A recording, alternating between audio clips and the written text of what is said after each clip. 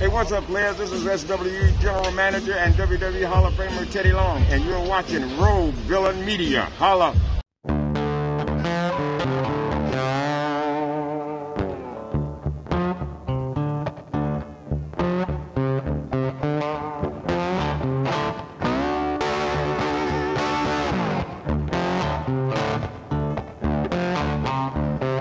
First of all, thank you, Teddy Long.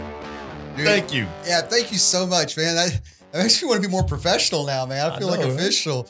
I can't, be walking around just saying fuck all the time. Nope. Can't do that one. Watch your damn mouth, man. Oh, fuck. No, can't do that one either. No? Shit. Fuck. Teddy, we're sorry. Yeah. Shit. All right, ladies and gentlemen, welcome to Hills Up. We're doing the October the 23rd version of... I don't give a shit. Whatever. I know. It's Smackdown. the go home Smackdown episode for Hell in a Cell. Hell in a Cell will be this Sunday. This Sunday, yeah. I can't remember what day of the week anything is. I've been stuck at home for so long. I haven't left the house. Really, the months and days have all just rolled into one. It has been a hectic week. Time is an illusion. We did finally run out of toilet paper from the stockpile we had from the initial lock-in. No. So, yeah, we gotta go get more TP now. Finally. Oh man. Hey man, that supply we had lasted like 9 months. I think so. You're supposed to use 1 square per wipe. That's how you save it. No, I saw the lesson that our truth was given, and that ain't gonna happen. What was worse is during that time we ran out of toilet paper, but yet flushable wipes were still available. You do what you gotta do. Yep. Just go install a bidet or something, man. Yeah.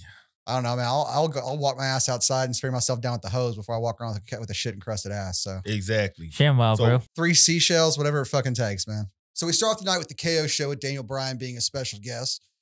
KO asked Daniel a little bit about his plans for SmackDown because Daniel Bryan has a vision for it, and that includes, making it the best show can be and seeing, a championship, defended every week, specifically the IC title. And that'll come into play a little bit later. It's the only reason why I mentioned this BS. But KO wanted Daniel out there because he's like, listen, speaking of championships, I've never won the tag team title, so you and me, buddy, how about we tag up, Ooh. He's like, he goes, greatest line of the night, though. He's like, hey, I've never won the tag team titles. And Daniel Bryan's response was, well, yeah, you have betrayed a lot of friends. It's like, ooh. Yeah, you burned your bridges, buddy. He's like, we'll just hop over that right now. We'll just move past that. And so before Daniel Bryan can give an answer either way, of course, the glorious show-offs come out and interrupt. Then we get interrupted by the Street Profits, who then in turn get interrupted by Shinsuke and Cesaro. Or we should just combine their names, Shinzaro. He gets interrupted by Shinzaro. They're the new Benefer. Whatever it is. Whatever. Wasn't it Benefer? Wasn't that the thing? Yeah, that was it. Yeah. All right. Shinzaro comes out. Shinzaro sounds like a fucking kaiju, doesn't it? It does. Yeah, it does. It makes sense, though. Yeah. I like it. They are together an unstoppable monster. Yes. Should be an unstoppable monster. Well, they should be, yeah. They're mostly a 50-50 book team, but what are you going to do? That's about where Cesaro is. Yeah. Oh, Vince hates foreigners. Allegedly. Good to see Jingoism's alive and well somewhere. With all 8 men out, the faces and heels kind of, separate themselves and then start all attacking. And Adam Pearce comes running out and we go to commercial break, come back. We're going to have an 8-man tag, heels versus faces. So we have KO and Daniel Bryan and the Street Profits taking on Shinzaro, as we are now calling them, and the Glorious Show-Offs. That's it from now on. They're Shinzaro. Until they break them up. Yeah. Shinzaro. For no apparent reason. Good match for what it was. I swore that KO and Debris were going to pick up the win because that would give them a catalyst to become a team. But storyline here was DB's knee being injured and the heels working it over for us the match. Him getting the hot tag to who do you get to? You got Dawkins. Yeah, that's right. And then after that was just kind of a spot fest until Ford hits the splash on was it Cesaro? Yeah, Cesaro. Yeah, for the 1, 2, 3. So our faces win. They're celebrating backstage afterwards. Daniel Bryan's pumped up about the competition. He's like, yeah, this is what I wanted. The best fighting the best. This is great. And then our IEC champion, Sami Zayn, comes up. It's like, hey, heard you bad-mouthing me out there. He's like, bad-mouthing? What the fuck are you talking about? It's like, yeah. Your plans for the IC title? Yeah, it's mine, all right? Why don't you just shut the fuck up about it and keep my belt out your mouth, is essentially what it is. Ooh, a little Karen action there. Yeah, he got a little... Well, he's Sammy Karen. We know that, so... He got a little shitty about it. He didn't like the implication that he should be having to defend his title all the time and be a fighting champion because Why should he? he's mealy mouth sane. Yeah. That's With his new like military persona, can we call him Karen Commando? Commando Karen? The Karen Commando. The Karen Commando. Cobra Commander, but Karen Commando. What about just Karen Commander? Either way. Okay. All right. Sounds good to me. I'll take it. Or we can just like Commander Karen and just do like a whole like Atom Punk sort of thing with it. Comrade Karen. Comrade Karen. All right, sold. That's the one. All right. There you go. Comrade Karen. You're the genius behind this. Sami Zayn's new, I can't even say his regular name. Sami Zayn's new name is Comrade Karen. I'm a sucker for alliteration, so you're going to win me over with that every damn time. He knows how to play me like a fiddle. Ooh. Don't I be hate- jealous. Don't be jealous. I kind of want to watch what happens when the cameras go off. I know those cameras stay on. They go to OnlyFans instead. Yeah. Oh, okay. Subscribe. So after the 8-man tag match, we get our first installment of the running gag for the night. Law and Otis are. Oh, yeah. They basically set up a divorce court looking court for the proceedings here with Judge JBL and bailiff Ron Simmons. and our good friend Teddy Long as the Stenographer. court stenographer. Yeah. Yeah. First round wasn't much. Miz's lawyer is about to make the opening arguments, and Miz is like, "I got this," and she doesn't get a word out, and Miz makes the opening arguments for Otis being neglectful, the usual Miz BS. And then Otis gets up. It's like, "I believe I should have the Money in the Bank because I won the belt, or I won it at the match. Thank you." She's like, "That's a pretty good argument," and then he fires his lawyer, and that's the first. That's segment. it. Yeah. That was the first one. I like the setup. I like the running gag. I like them. It was like the KO show earlier. We forgot to mention they made the meta joke about KO betraying people, and when the Glorious Show-Offs came out, KO was like, "Why?" And Dolph's like, "Oh, come on, it's a talk show. It's going to get interrupted." Like tonight was very meta, Yeah. and it really worked in its favor. Like I loved it. later on, as the dun dun dun like Law and Order divorce court like music keeps playing throughout the night. Eventually, they stop and just all look around when they hear it. Like, well played, guys. Yeah. Whatever non sequitur loving Rick and Morty loving millennial you let write this episode was actually pretty funny. So go with it next time too, because it's pretty good. I like it. After this, we get the S of the WWE taking on Zelina Vega, and this is just a case of being completely outclassed in almost every way. Ooh. Bianca, well, you find me proper competition for Bianca Belair. Cesaro. You're not kidding. Let's be No. honest here. Yeah. I think Pretty she's much. tougher than her husband. Yeah. I don't think her And that husband's going man's to disagree. ex-military. I'm just saying, like, I don't think Ford is going to disagree with that. no, she is the est. And I'm The every EST. and every time I get to see her, I believe it more and more. She's the biggest, baddest, strongest, quickest, fastest. The EST of the WWE, Miss Bianca Belair, dominated tonight against Miss Zelina Vega, who is a very cunning, wily, and proficient wrestler. But she's about a foot shorter, and Bianca, like, she just Yeah, she deadlifts her. deadlifts her and presses her up. Like, It was just unfair. That's just unfair, man. I need to see her take it on Charlotte, man. I need to see that happen at some point in time. Oh, it will happen. Either that or Shayna. Shayna's the only one with a fighting background that would make a believable fight. Okay. I believe she can military press Nia. Oh yeah, you get Nia in there, Nia or Shayna, but I just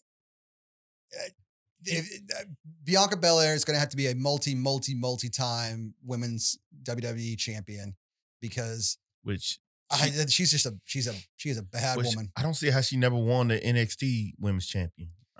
I don't see how.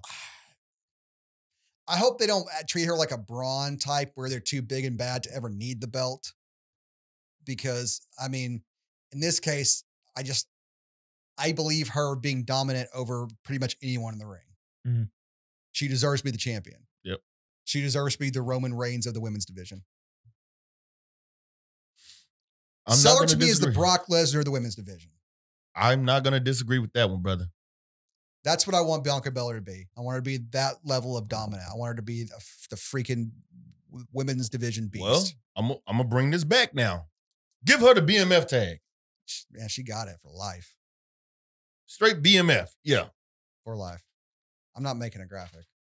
So next up, we're getting the man formerly known as Mitch Bennett against our favorite, one of our favorites. The man who will soon to be formerly known as Shorty G. Ah, yes. Which I've always hated the Shorty G thing anyway. That's why we refuse to call him that, because it's a stupid fucking name. It really is. And he said it tonight after he lost to Lars Sullivan. Yeah, we need to talk about this match. Yeah, we're not talking.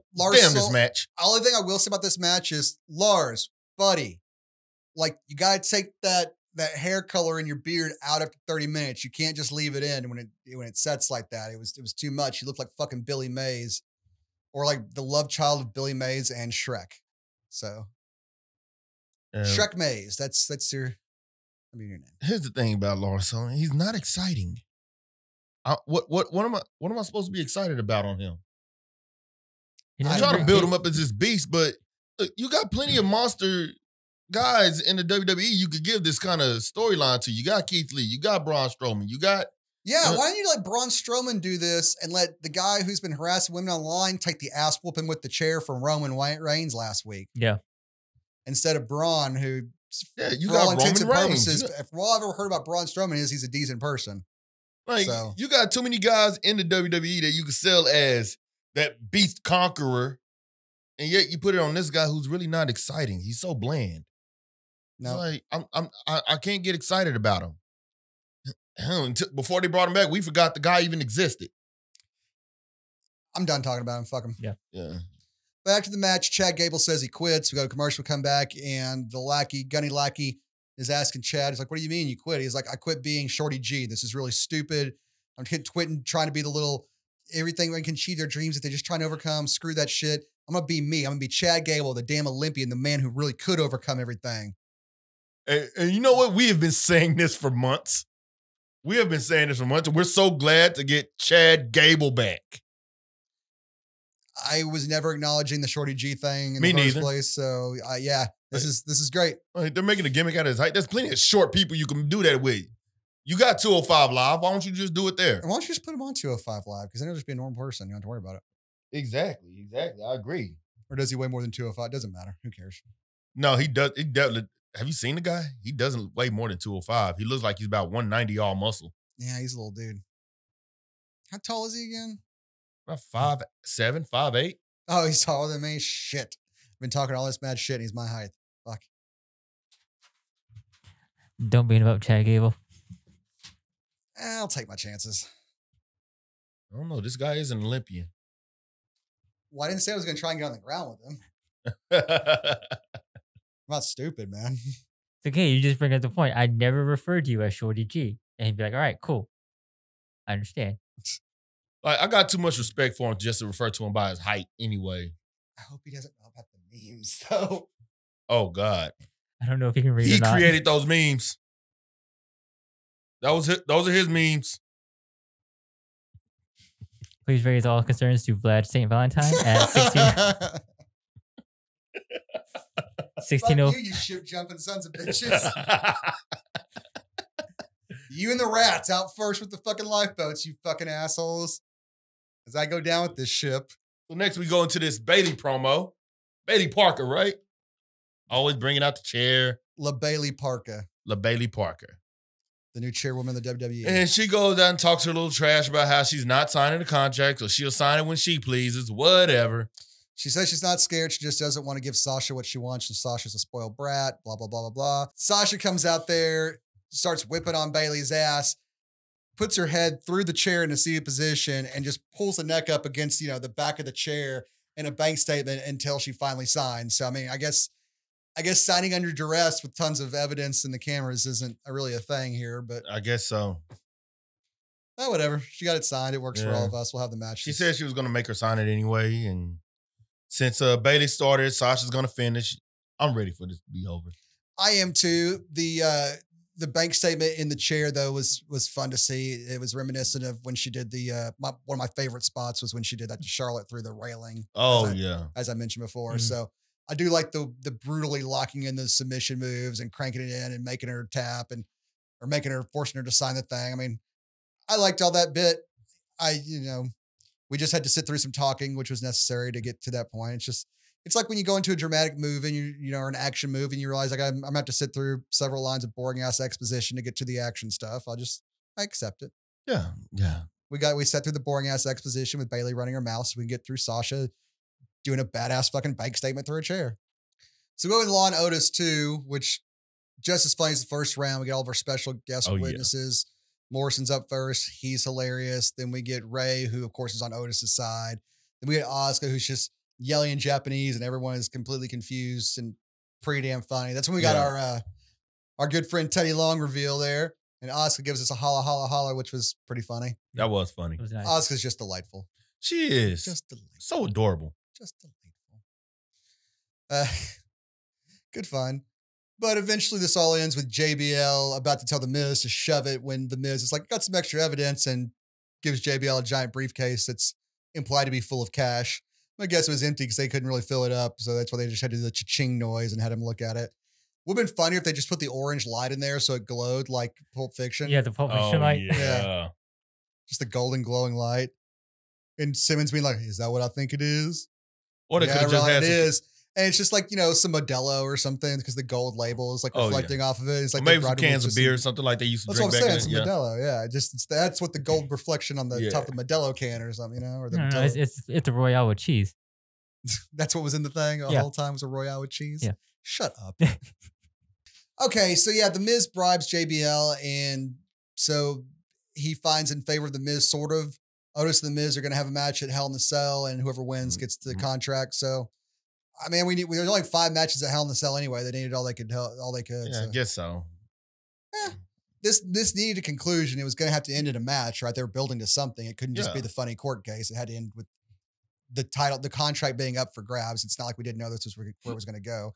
At least it went there in a very, very humorous way. So I guess since Breezango's on NXT, they're letting Miz and Morrison do the comedy sketches and stuff, which is working out just fine. Which I hate they lost the tag titles, but I understand. Hey, man. At least they had them for a little while again. At least they got to be relevant a little while again, It's okay. Tyler Breeze has the left right championship. So up next, we get Seth Rollins taking on Murphy. And this match seemed to awesome eat most of the night. This was a good match. Awesome match, man. This is what I've been saying about Murphy the whole time.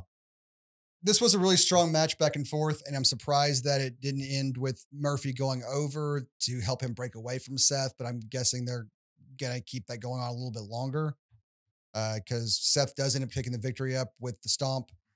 And afterwards, he goes to work Murphy over with the kendo stick. Aaliyah comes out. She's been watching backstage, and Ray and her brother show up like, "Why are you watching this stuff? We don't need to be involved." And it ain't their business. Yeah. But and then they stand around and watch. Well, yeah. And then she's like, "If you're not gonna go help in my will," and then she runs off, and they don't bother to stop her. It's like, Aaliyah. It's like your legs work. Just go stop her physically. Go grab her. I'm like, no, don't go out there. That's a crazy asshole who blinded me with a kendo stick. What are you gonna do? Stop it. So as she go out there, she goes out there and she nearly stumbles too. She covers up Murphy while Seth is wailing on with the kendo stick. And then Dom comes out. Seth bails, comes back around and blindsides Dom because he's paying attention to his sister. So Ray comes out and makes the save. Yeah, through all of that, why didn't Ray come out? Oh, yeah. He got to wait for his music to hit first. Ray was like, I want to help my kids, but I got to wait for the music to hit first. Come on, guys, load up my music quicker. And borrow one of Bailey's chairs. Yeah, he had to go rent a chair from Bailey too. She had them all backstage, set up in a fort like Abed. Yeah.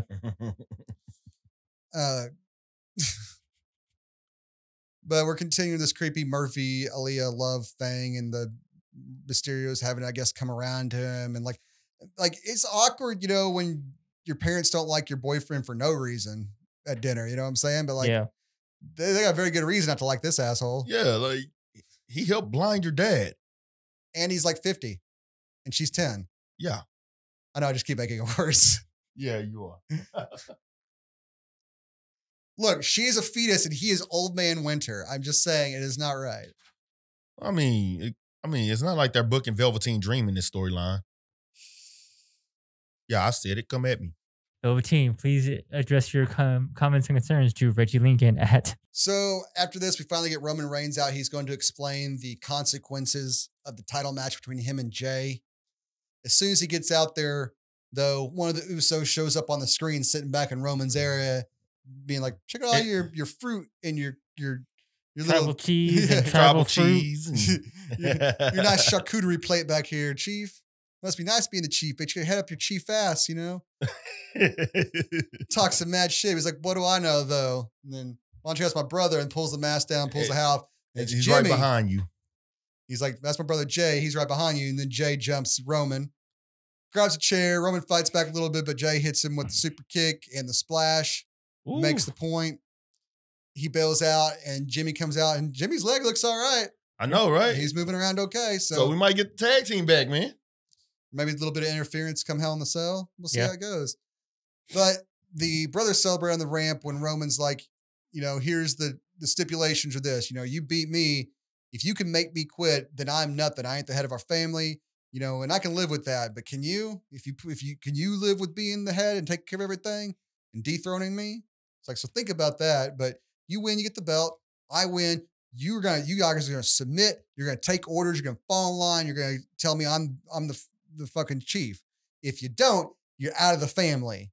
We're gonna all turn our backs on you, your wife, your kids, your grandkids, your all generations from here on out. You are out of the family. You're blacklisted. And of course, Jimmy or Jay, I forget which one it was, rightly says, "Who the hell are you?" Like, because exactly who the fuck are you to say that? Yeah, that's Yeah. Jay. Yeah, it's Jay. Yeah. So, yeah, like, exactly. Who the hell are you? But that's the thing they're playing right now is Roman has got this sort of power. But I like to cut to the rest of the family going, "Oh, Roman don't speak for us. Fuck that guy. Yeah. We're cooking pigs here." I would say I could see TK and Sifa and all them saying like, "No, who the hell do you think you are?" Yeah. Yeah. And the rest of the NOIE family. You got this little fat fuck whisper in your ear. Now you think you're the big dick around here? Come here, motherfucker. His dad just bitch slaps the fuck out of him. Have you ever met The Rock? Yeah, he's like, "Motherfucker, The Rock pays the bills around here. And he's just a blood brother to one of us." Yeah. He's not even an NOIE. I know. NOIE. Fuck, I always fuck that up. NOIE. You only got right once, and it wasn't even on heels up. So Roman delivers this proclamation. Those are the stipulations. They lose and submit. If they buck back, they're out of the family. If they win, they win. Jay wins, but he's like, you include your brother in this, so Jimmy's involved in it too. His family's included in the turning the back on it. Blah blah blah blah blah blah blah. Like I said, who knows if the family will actually go along with this? But this is what we're presented with. It's it's definitely deep and troubling to see how Roman's behaving to his own family, which is the point. The storyline makes it engaging, makes it fun. I like it. So I'm kind of expecting some involvement from Naomi. Yeah, who the hell knows if Naomi gets involved and Jay and or Jimmy gets involved too. We got Jimmy and Naomi getting involved. Mm-hmm. Nice. Again, I kind of hope that they're obviously going to lose and fall in line. We get the heel Anoa'i stable. Did I hit that time? Yeah. Cool. Yeah. We got the heel stable from them, and then maybe The Rock comes back and tries to challenge it. And be like, you guys aren't doing right. You're not representing the family right. He tries to fight back, in which case you either let The Rock win for some who the hell stupid are you, The reason, or Rock? you You're actually only just halfway in cement this Roman a family. little bit more by letting him beat The Rock and finally really trying to take that mantle of the head of the family. I don't know. Just a suggestion. All right, guys. Thank you so much for joining us on this episode of Heels Up. That was the go home episode of Smackdown. We do have Hell in the Cell coming up, which reminds me, before we go, let's do our predictions. And also, ladies and gentlemen, as you know, or as you might not know, we've got a new betting system going for the pay-per-views. So each of us will choose a crappy movie and present it to the group here. And the losers of the predictions have to watch the winner's movie and review it. So, Caidan, I believe your movie is on, you don't have a physical copy here, do you? I do not, no. What is the movie you're going to make us watch? And I'll post the picture. It is the FP, and it is on Amazon Prime. FP? Yes, the FP. The FP, what is that? It is a movie, a coming of age tale about a family who fights another gang, essentially, over the FP, which is the local alcohol mines. And they do deadly, deadly battle in Dance Dance Revolution. They fight using Dance Dance Revolution? Yes. The actual machine. That sounds fucking awful. Yeah, it is. You said awful movies. Yeah, I was hoping they'd at least be fun to watch though and review, or at least for our fans. You know, they wouldn't be that bad. Reggie, did you come up with one yet? Oh yeah, it's a movie that scarred me as a child. Actually, Killer Clowns from Outer Space. Oh, that's a great movie. Yeah. That's not torture. No, that We movie fucking love that sucks. movie. Yeah. That movie sucks. We fucking love that film. Oh yeah, I forgot y'all like shit films. All right, well, yeah, you're stuck in it now. That's I Yeah. hope he wins now. Shit, Caidan, would you hand me? I was gonna hold it up. Oh, hold I it got up. yeah, because I got My the camera right here. selection, and I actually brought the tape with me, is Megaforce, starring Barry Bostwick. Barry Bostwick plays Ace Hunter, the leader of an elite force of futuristic fighters who protect truth, justice, and some sort of way. I imagine it's not America; it's some other country. But oh, it just looks terrible. It's an action movie by the guy who gave you Cannonball Run. So a lot of car chase stuff, which apparently is what this relies on. So you get to see a lot of car stunts that were awesome in the 70s. It looks like they're like futuristic cars with basically look like dune buggies with cardboard on the side and primary paints. So y'all enjoy that shit. Do you see his rockin' bandana he's got? Yeah. Yeah, Barry Bostwick. If you ever thought to yourself while watching Rocky Horror Picture Show, you know, Brad would make a great action hero, this is the movie for you. All right, so there's only 5 matches that are officially Thank God. official. Okay.